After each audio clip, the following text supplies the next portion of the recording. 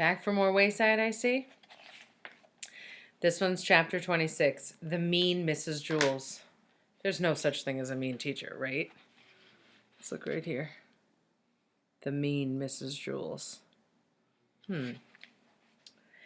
Everybody in Mrs. Jewls' class thought she was a very nice teacher. They were wrong. There's no such thing as a nice teacher. If you think you have a nice teacher, then you are wrong too. Inside every nice teacher, there is a mean and rotten teacher bursting to get out. The nicer the teacher is on the outside, the meaner the teacher is inside. As Mrs. Jewls was changing the bulletin board before class, a mean and rotten voice whispered inside her brain. "Give the children lots of busy work today," it said, "and then make them do it over again if their handwriting isn't perfect." Mrs. Jewls tried very hard to ignore the voice. She didn't like giving busy work. Instead, she tried to teach the children 3 new things every day. She believed that if they learned 3 new things every day, they would eventually learn everything there is to know. There are some classes where teachers give so much busy work that the children never learn anything. "What do you care if the children learn anything?" asked the mean and rotten voice. "It's not your job to teach them. It's your job to punish them. Keep them in at recess." The bell rang and all the kids scurried to their desks. "We are going to learn 3 new things today," Mrs. Jewls announced. "How to make pickles, 7 plus 4, and the capital of England." All the children paid close attention. "The capital of England is London," said Mrs. Jewls. 7 plus 4 equals 11. And pickles are made by sticking cucumbers in brine. On her desk, she had a box of cucumbers and a vat of brine for a demonstration. Vat. What do you think that word means? "Okay, Joe," said Mrs. Jewls. "How much is 7 plus 4? Joe shrugged. Can you shrug? "But I just told you, Joe," said Mrs. Jewls. "Weren't you listening?" "I don't know," said Joe. "Okay, who can tell me how pickles are made?" "Yes, Jason." 11, Jason declared. Mrs. Jewls frowned. "That's a correct answer," she said, "but unfortunately, I didn't ask the right question." "Can anyone tell me how pickles are made?" "Yes, Bibi." "In London?" said Bibi. "I suppose they make some pickles in London," said Mrs. Jewls. "Okay, let's start again. Calvin, what's the capital of England?" "Could you write England on the board?" asked Calvin. "I can do a lot better when I see the question." Mrs. Jewls wrote England on the board. "Oh, okay," said Calvin. Now that he saw the question, the capital of England is capital E. "Yes, that's one capital of England," said Mrs. Jewls had to admit. "Okay, I will say it one more time. The capital of England is London." "Isn't that where they make all the pickles?" asked Jenny.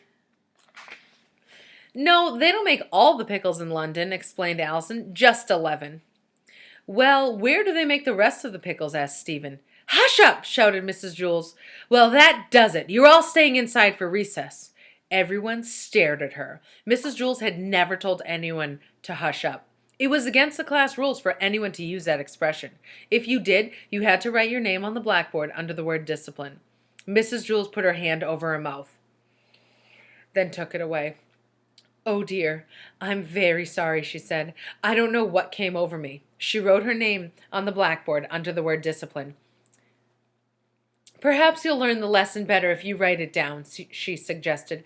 "Everyone, please take out a piece of paper and a pickle." Everybody laughed. "Pencil!" snapped Mrs. Jewls. "I meant to say pencil. It just came out pickle." I didn't know pickles came from pencils," said Jenny. "I thought they came from cucumbers." "I thought they came from London," said Todd. Mrs. Jewls made an ugly face. "Make your ugliest face." Todd, didn't I tell you to hush up?" she asked. She picked up a yardstick and held it over Todd's head. "Well, answer me," she demanded. "Didn't I tell you to hush up?" "Yes," said Todd. "How dare you talk back to me?" snapped Mrs. Jewls. "Didn't I just tell you to hush up?" Todd kept his mouth shut. "Well, answer me," she demanded. Todd didn't know what to do. He nodded his head. "Keep still," ordered Mrs. Jewls. "Now I don't want you to say another word. Is that clear?" Todd stared at her. "Is that clear?" she asked again. "Yes," Todd said meekly. Mrs. Jewls slammed down the yardstick. Todd quickly moved out of the way. The yardstick banged against the desk and broke in half. Mrs. Jewls stared at the 18 inches she held in her hand. "Oh my goodness," she said. "I'm sorry, Todd. I don't know what's the matter with me today. I must have gotten up on the wrong side of the bed this morning." She put a check next to her name under the word discipline. Okay, let me try to make this very simple, she said. If I have 7 cucumbers and then I get 4 more cucumbers and then I drop all the cucumbers in brine and take them to the capital of England, what do I have? How many? And where am I? Huh? said Jason. Said Dee Dee. Ugh. Huh? said DJ. What? asked John. Could you write that question on the board, please? asked Roddy. Hush up! Mrs. Jewls yelled a third time in a mocking voice. Could you write that question on the board, please? You kids think you're so cute. Well, we'll just see how cute you really are. She picked up the vat of brine from her desk. How would you like it if I poured this on your heads? You won't be so cute when you're all shriveled up and covered with warts like pickles. She walked up and down the aisle carrying the pickle juice, glaring at the children. No one dared make a sound. She stopped at Leslie. How about you, Leslie? How would you like pickled pigtails? Leslie trembled. Her pigtails wiggled. Well, I'm going to ask you 3 questions, Leslie. And if you don't answer them all correctly, I'm going to dump this on your head. Leslie gulped. Question 1. How much is 7 plus 4? Leslie quickly tried to count on her fingers, but she didn't have enough.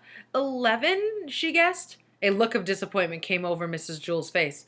Okay, question 2. What is the capital of England? London? Leslie said nervously. Rats, said Mrs. Jewls. Okay, question 3. She looked down at the vat of brine she was holding and shook her head. She thought a moment, then smiled. What is the name of my cousin who lives in Vermont? Leslie had no idea, so she just had to take a wild guess. She closed her eyes and said, Fred Jewls? Wrong! exclaimed Mrs. Jewls. She raised the vat of brine high above Leslie's head and started to tip it over. Paul jumped out of his seat. Those pigtails had once saved his life. Now it was his turn to return the favor. He pushed the vat of brine back the other way. He was just trying to push it up straight, but he pushed it too hard. It poured all over Mrs. Jewls, drenching her. Paul froze in terror. Mrs. Jewls blinked her eyes. Pickle juice dripped down her face. Thanks, Paul, she said. I needed that. The brine had cured her. She circled her name on the blackboard and sent herself home early on the kindergarten bus. That was pretty mean, Mrs. Jewls. If you remember what happened before with Leslie's pigtails saving Paul's life, tell your family about it, because that was another fun chapter to read.